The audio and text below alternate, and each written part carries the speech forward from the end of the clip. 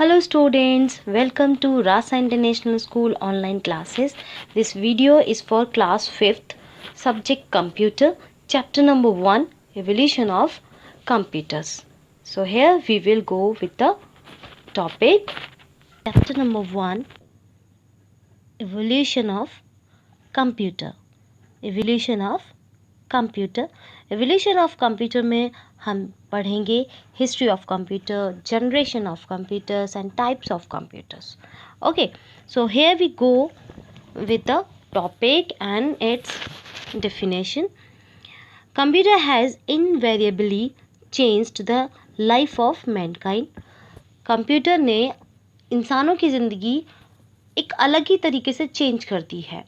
Okay, बहुत ही अलग अलग जगह पे हम कंप्यूटर्स यूज़ कर रहे हैं और बहुत अलग ज़िंदगी हमारी कंप्यूटर्स की वजह से हो गई है. In modern times computers influences the field of education as well as entertainment. Previously, computers were utilized only by scientists and engineers for multifaceted calculations and were very costly. ये कह रहे हैं कि आज के ज़माने में कंप्यूटर्स पढ़ाई के लिए भी यूज़ हो रहे हैं, एंटरटेनमेंट के लिए भी यूज़ हो रहे हैं, लाइक गेम्स खेल रहे हैं, हम मूवीज़ देख रहे हैं. ये सब क्या है, हम अलग अलग तरीके से कंप्यूटर्स को यूज़ कर रहे हैं. जबकि पुराने ज़माने में क्या होता था, पहले सिर्फ साइंटिस्ट और इंजीनियर्स ही उसको यूज़ करते थे कैलकुलेशंस करने के लिए, और ये बहुत ज़्यादा कॉस्टली होते थे, तो कुछ लोग ही इन्हें यूज़ कर पाते थे. Now history of computer. The necessity to keep a track of numbers led to the development of diverse counting devices. Below the amount of the evolution of the computers. अब धीरे धीरे क्या हो गया कि बहुत सारे डेवलपमेंट हुए कंप्यूटर्स की दुनिया में, बहुत सारी अलग अलग डिवाइसेस बनी. अब वो डिवाइसेस के बारे में हम पढ़ेंगे कि कैसे कंप्यूटर बना. सबसे पहले कौन सी डिवाइस बनी जो कैलकुलेट करती थी. कंप्यूट करना मीन्स कैलकुलेट करना. Okay, so here first machine is abacus. So first we understand about the abacus, how it is looked. It is this. So abacus, which was developed in China, was the primary mechanical device for calculation. ये पहली device है जिससे calculate किया जाता था. It is made up of wooden frame with rods, each having beads. अब ये किससे बनी हुई है, ये एक लकड़ी की फ्रेम है, ठीक है, और उसमें रॉड्स लगी हुई हैं, और ये जो रॉड्स हैं इनके पास, इनमें क्या है, बीड्स लगे हुए हैं. The frame is divided into 2 parts, heaven and earth. Heaven and earth.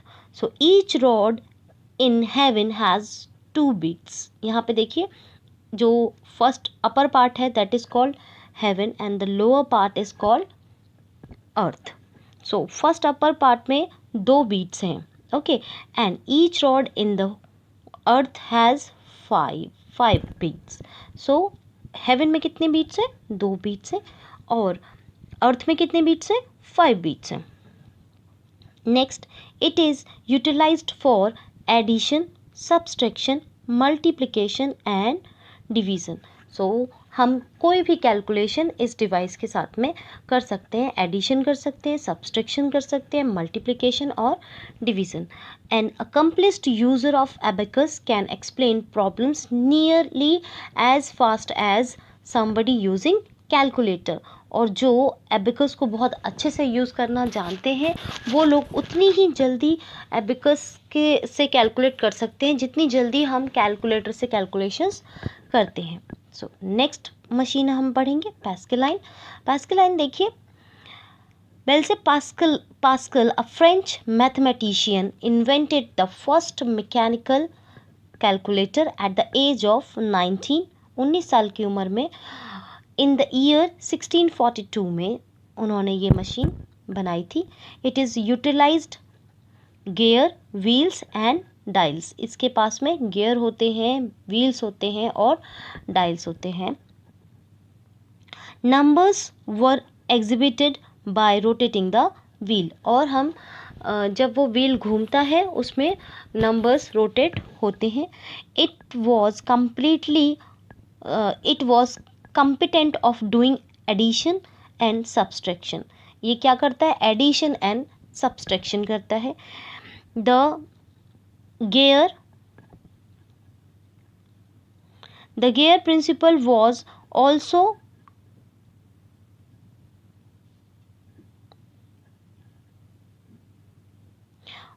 the gear principle was also employed in many mechanical calculations. Taximeter is a perfect instance of it.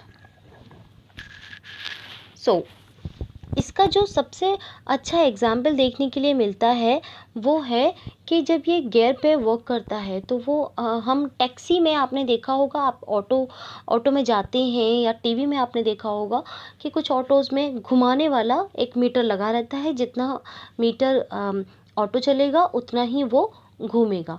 So that principle work in this machine.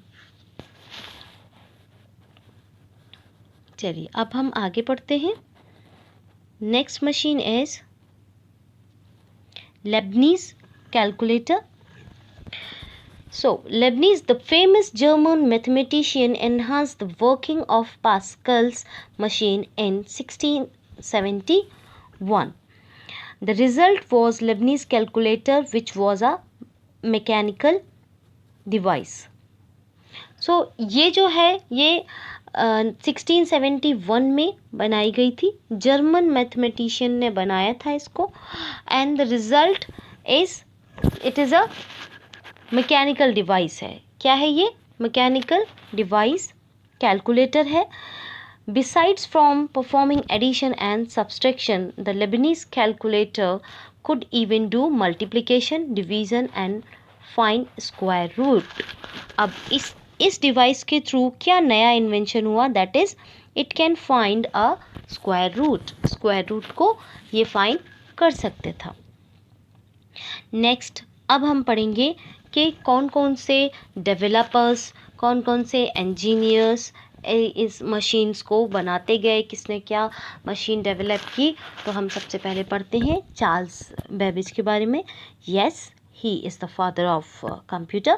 So Charles Babbage, who was a popular British mathematician, is known as the father of computer. He invented a working model of mechanical computer called the difference engine. इन्होंने क्या बनाया? difference engine बनाया in 1822 में, and the analytical engine in 1833 में. So 1822 में इन्होंने क्या बनाया? एक डिफरेंस इंजन बनाया, और 1833 में एक एनालिटिकल इंजन बनाया। Then the analytical engine had 5 units. कितनी यूनिट्स हैं एनालिटिकल इंजन की? 5। Input, output, store, mill and control. All the computers are used nowadays are based on it. So जो भी कंप्यूटर आज के ज़माने में बनते हैं वो सब एनालिटिकल इंजन पे ही बेस्ड हैं. Store was utilize for storing the data. Store, अब हम नई चीज़ पढ़ रहे हैं कि स्टोर क्या है. Store was utilizing the storing the data. Store में डेटा को स्टोर करते थे. And mill was the calculation unit. और मिल का क्या था? वो कैलकुलेशन करती थी. Control unit was used for monitoring all the units. और कंट्रोल यूनिट का काम पहले भी वही था और अभी भी आजकल के कंप्यूटर्स में भी सेम है. चलिए नेक्स्ट पढ़ते हैं हम. Augusta Ada Lovelace. Lady Augusta Ada Lovelace was the British mathematician and writer, chiefly known for her work on Charles Babbage's analytical engine. She is regarded as the first programmer. ये कौन थी? First programmer थी. First programmer who suggested binary data 0 and 1. आज जो आप पढ़ते हैं कि एक कंप्यूटर सिर्फ और ज़ीरो और वन समझता है, कंप्यूटर की जो मशीन लैंग्वेज है that is zero and one, that is called binary numbers, binary language. So 0 and 1 as an alternative of decimal number system. Decimal number system को ना यूज़ करके मशीन क्या यूज़ करती है, 0 and 1. जॉर्ज बूल के पास चलते हैं हम. George Boole, he is credited to get mathematical problems solved by plummeting them to a series of positive or negative answered questions and related them with the binary system. अब इन्होंने क्या find out किया कि जो भी query आ रही है वो या तो पॉजिटिव होगी या फिर नेगेटिव होगी. Okay, so if this positive then means one, one is for positive sign, and if it is negative, अगर वो नेगेटिव है तो वो ज़ीरो. ओके, जैसे कि अगर वो ऑन है बिट तो क्या कहलाएगा, वन. अगर वो ऑफ है तो क्या होगा, ज़ीरो. ज़ीरो मीन्स नेगेटिव और one means positive. It resulted in 1 for positive answer and 0 for negative answer. This system known as the Boolean logic because the primary principle for the blueprints of computer circuit. Okay? चलिए अब हम आगे पढ़ते हैं. Doctor Herman Hollerith. Herman Hollerith, an American statistician,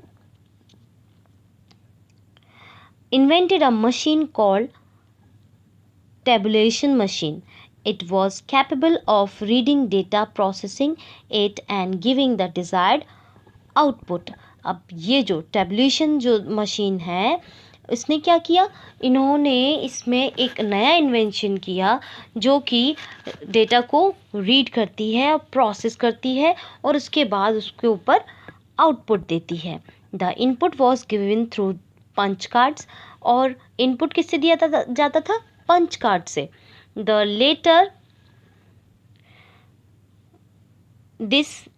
letter वो use to record and store data और information.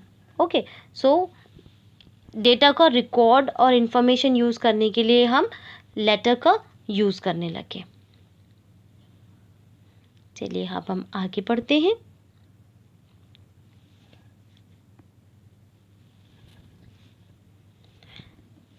सो अब हम बात करेंगे जॉन वॉन न्यूमन की.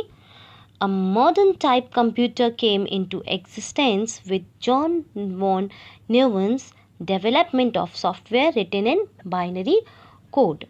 अब जो सॉफ्टवेयर डेवलप हुए, इन्होंने सबसे पहले सॉफ्टवेयर डेवलप किया और जो भी किस में लिखा हुआ था, बाइनरी कोड में, मीन्स 0 and 1 के कोड में लिखा हुआ था. It was he who started execution of storing data and commands in binary code in computer memory. और इन्होंने ये स्टार्ट किया था कि कैसे कंप्यूटर जो डेटा दिया जाता है उसको मेमोरी में स्टोर करेगा और वो सारा काम किस पे होगा, बाइनरी कोडिंग में. He also initiated the use of memory to store data as well as program. और इन्होंने ही शुरू किया कि कैसे मेमोरी यूज़ होगी किसी डेटा को स्टोर करने के लिए या किसी प्रोग्राम को स्टोर करने के लिए.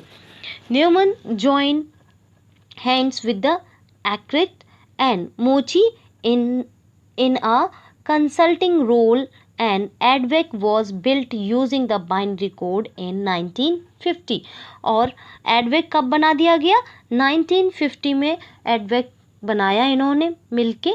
Then ADVEC's concept of storing different programs on punch card में स्टोर करते हैं प्रोग्राम्स को, created the evolutionary road for computer. और तब से एक नया ज़माना आ गया बिल्कुल, और कंप्यूटर्स में जो भी डेटा स्टोर हो रहा था वो पंच कार्ड्स में स्टोर होने लगा. प्रोग्राम्स जितने भी हैं वो सारे मेमोरी में स्टोर होने लगे. Now Howard Aiken was the primary engineer in IBM who developed the first automatic sequence controlled calculator, the Mark in 1944. Mark 1 कब बनाया गया था? 1944 में बनाया गया था। और ये IBM के सबसे पहले इंजीनियर हैं, प्राइमरी इंजीनियर हैं, जिन्होंने first automatic sequence controlled calculator बनाया था। Automatic controlled calculator. अब हम आगे बढ़ते हैं। ENIAC stands for Electronic Numerical Integrator and Calculator. The primary general purpose electronic digital computer was invented by John Mouchy and J. Presper Accurate. It consisted of 18,000 vacuum tubes and was 1,000 times faster than the Mark 1. So, जो accurate थे, इन्होंने और मोची ने मिल के बनाया था। और इसमें कितने वैक्यूम ट्यूब से यूज़ किए गए थे? 18,000 वैक्यूम ट्यूब्स यूज़ किए गए थे। लेकिन इसकी जो परफॉर्मेंस थी, ये बहुत जल्दी वर्क करता था। और कैसी परफॉर्मेंस थी? जो कि मार्क 1 से 1,000 टाइम्स ज़्यादा थी। अब हम पढ़ेंगे यूनिवैक के बारे में। UNIVAC universal automatic computer 1 was the first commercial electronic computer. ये पहला commercial electronic computer था। It was also developed by J. Presper Accurate and John Mouchy in 1951. सबकी डेट आपको याद रखनी होगी। In 1951, it was the first computer to handle both numeric and text data. ये पहला कंप्यूटर था जो न्यूमेरिक भी होल्ड करता था, न्यूमेरिक कैलकुलेशन भी करता था और अल्फ़ाबेटिक डेटा को भी होल्ड करता था। चलिए अब हम आगे पढ़ते हैं। The generations of computer. Evolution of the present day computer is usually classified into various generation of computer. चलिए अब हम ये जो जनरेशन है वो अलग अलग पार्ट्स में डिवाइड की गई है, तो हम इनके बारे में हम पढ़ेंगे कैसे हमने जनरेशन्स को टेक्नोलॉजीज़ के थ्रू हमने उन्हें डिवाइड किया हुआ है। So here we can understand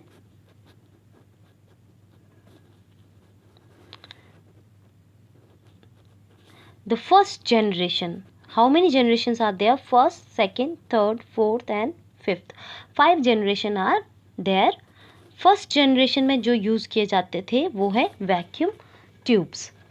okay, then second generation में ट्रांजिस्टर्स, थर्ड जनरेशन में इंटीग्रेटेड सर्किट और फोर्थ जनरेशन में VLSI माइक्रो प्रोसेसर्स यूज़ किए जाने लगे।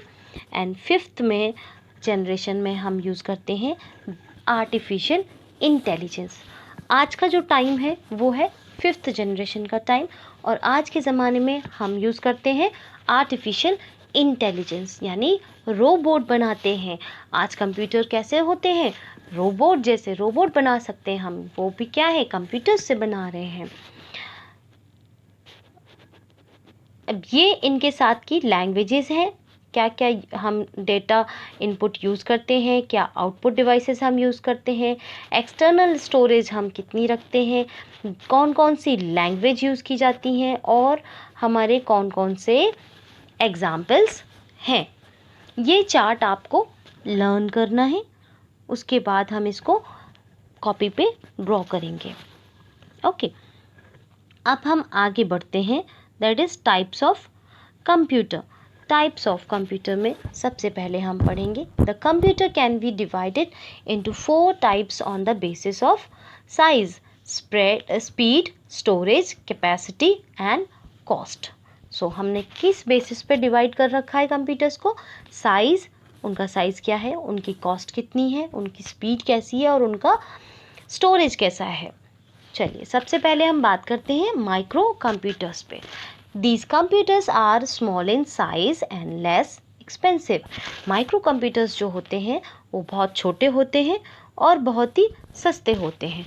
दे are usually intended for personal use and so they are called personal computer. ये बहुत ही personal use के लिए यूज़ किए जाते हैं, इसीलिए हम इन्हें पर्सनल कंप्यूटर भी कहते हैं। They are chiefly used in homes, school, offices, shops and banks etc. So ये कौन से कंप्यूटर्स होते हैं? Micro computers. माइक्रो कंप्यूटर्स में आगे बढ़ते हैं हम। इसी में दो पार्ट होते हैं। पहला पार्ट है desktop computers. These computers can easily be placed on the top of a desk due to their small size. ये छोटे होने की वजह से किसी भी एक डेस्क पे या टेबल पे हम रख सकते हैं।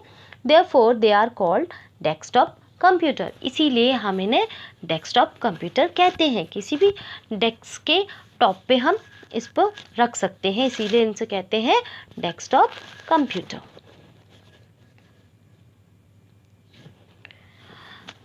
Next is laptop computer.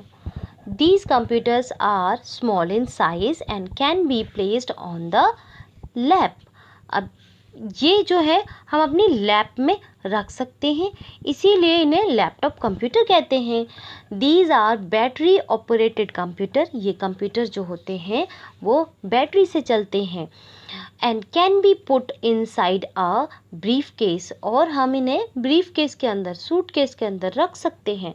And utilize anywhere while travelling, और हम कहीं पे भी जाके इन्हें यूज़ कर सकते हैं, कहीं भी ट्रैवल कर सकते हैं। क्योंकि ये बैटरी से चल रहे हैं तो हमें पावर कनेक्शन बैटरी से मिलेगा और हमें तार लगाने की ज़रूरत नहीं है। आगे बढ़ते हैं।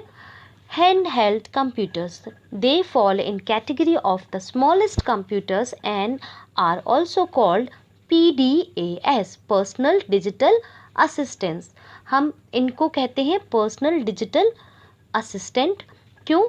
क्योंकि ये बहुत ही छोटे होते हैं। They are short of power of the desktop और लैपटॉप कंप्यूटर्स। ये इतने छोटे हैं, बिल्कुल लैपटॉप और डेस्कटॉप कंप्यूटर से भी बहुत छोटे हैं। But their features make them suitable for users who require limited functions and small size. जो लिमिटेड फंक्शंस कंप्यूटर के जैसे वर्क करते हो और हमें वो स्मॉल साइज में मिल जाए। तो ये कौन से होते हैं? जैसे कि आपका नोटबुक कंप्यूटर्स होते हैं, और आपका टैबलेट है वो भी क्या है? Hand held computer. आगे बढ़ते हैं हम। Mini computer. Next is mini computer. These computers are bigger in size and than micro computers. ये माइक्रो कंप्यूटर्स से बहुत बड़े होते हैं and have a higher processing speed and are costlier than micro computers. ये माइक्रो कंप्यूटर्स से ज़्यादा महंगे होते हैं। इनकी जो प्रोसेसिंग स्पीड है वो बहुत हाई होती है। Various users can sit at the same time and use them, और बहुत सारे लोग एक साथ बैठकर काम कर सकते हैं इन कंप्यूटर्स पे। They are commonly used in bank में हम ऐसे कंप्यूटर्स यूज़ करते हैं। यूनिवर्सिटी में यूज़ करते हैं। And a big organization, example PDP 8 example है ऐसे कंप्यूटर्स का। और हम कहीं पे भी, मतलब स्कूल, जो बैंक्स होती हैं जिसमें बहुत सारे लोग एक साथ कंप्यूटर पे वर्क करते हैं, यूनिवर्सिटीज़ में और बड़ी बड़ी ऑर्गेनाइजेशन में हम इन्हें यूज़ करते हैं। Main frame computers. Next is these computers are very potent and big in size. Okay, with a large memory and high speed. बहुत ही ज़्यादा इनके पास मेमोरी होती है और ये बहुत तेज़ी से काम करते हैं, बहुत जल्दी काम करते हैं। They are permitted to embark upon huge amount of data. ये बहुत ही जल्दी और बहुत ही ज़्यादा डाटा के ऊपर वर्क कर सकते हैं। More than 100 users can use a main frame computers simultaneously means एक साथ। ठीक है, तो बहुत सारे, कम से कम 100 लोग एक साथ मिलके एक साथ वर्क कर सकते हैं। They are utilised in a networked environment, और ये एक नेटवर्क्ड इन्वायरमेंट में वर्क करते हैं जहाँ पे एक दूसरे से कनेक्शंस की ज़रूरत होती है, और वो एक नेटवर्क होता है, उसी के बीच में हम इस कंप्यूटर्स को यूज़ करते हैं, वैसे ही इन्वायरमेंट में हम इन्हें यूज़ करते हैं। दे आर वेरी एक्सपेंसिव, बहुत ज़्यादा खर्चा होता है इनका, and can be used in large business organization, बहुत ही बड़ी ऑर्गेनाइजेशंस में हम इन्हें यूज़ करते हैं, यूनिवर्सिटीज़ में यूज़ कर सकते हैं, बैंक्स में यूज़ करते हैं, साइंटिफिक लेबोरेटरीज़ में कर सकते हैं यूज़, और हम एयरलाइन, रेलवे टिकट्स, रिजर्वेशंस, इनमें मतलब जिसमें भी बहुत ज़्यादा डाटा का हम ट्रांसफॉर्मेशन कर रहे हैं, state exchange market etcetera. For example अब हम पढ़ेंगे कौन कौन से होते हैं ये। IBM Z series, IBM Z series and PDP-10 and system Z10, ये। Now supercomputers. So supercomputers is, they are the most authoritative computers with a huge processing speed and are used for weather forecasting, space research, satellite control। ये कौन से computers होते हैं जो बहुत ही कम authorities को मिलते हैं, और बहुत बड़ी ऑर्गेनाइजेशंस जैसे कि हमारी गवर्नमेंट ऑर्गेनाइजेशंस हैं, हमारे आर्मी है, ये सब लोग इन्हें यूज़ करते हैं। इनकी प्रोसेसिंग स्पीड बहुत हाई भी होती है, और जैसे कि आपने देखा होगा मौसम विभाग वाले जो लोग हैं वो इसे यूज़ करते हैं वेदर फोरकास्टिंग के लिए। वेदर फोरकास्टिंग मीन्स मौसम की जानकारी बताने के लिए। स्पेस रिसर्च के लिए हम ऐसे कंप्यूटर्स का यूज़ करते हैं। सैटेलाइट कंट्रोल के लिए हम ऐसे सिस्टम का यूज़ करते हैं, एंड और भी बहुत सारे। देन फॉर एग्जाम्पल क्रे 1, क्रे 2, परम, ETA 810 सीरीज़, ओके एक्सेट्रा। ये कौन से कंप्यूटर्स हैं? सुपर कंप्यूटर्स हैं। और इंडिया में सुपर कंप्यूटर कहाँ रखा गया है? जोधपुर में, yes. So student, that's all for today. Wait for the next class. Stay home, stay safe, be happy. Thank you so much.